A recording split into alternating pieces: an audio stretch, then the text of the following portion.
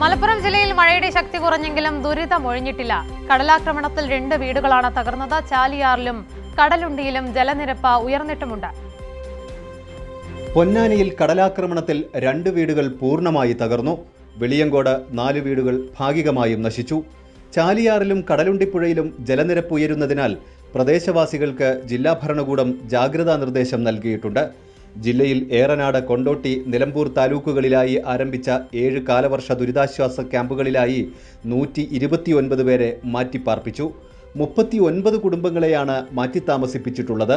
ഇതിൽ 42 പുരുഷന്മാർ, 51 സ്ത്രീകൾ, 36 കുട്ടികൾ എന്നിവരുൾപ്പെടുന്നു. കടലുണ്ടിപ്പുഴയിലെ ബക്കിക്കയം റെഗുലേറ്ററിൽ ജലനിരപ്പ് വാണിംഗ് ലെവൽ കഴിഞ്ഞതിനാൽ വേങ്ങര, തെന്നല, ഒഴൂർ, ഊരകം, പറപ്പൂർ, എടരിക്കോട്, കണ്ണമംഗലം, AR നഗർ, ഒതുക്കുങ്ങൽ, പെരുമണ്ണ, ക്ലാരി, തിരൂരങ്ങാടി, കോട്ടക്കൽ മുനിസിപ്പാലിറ്റികൾ എന്നിവിടങ്ങളിൽ ജാഗ്രതാ നിർദ്ദേശം നൽകിയിട്ടുണ്ട്.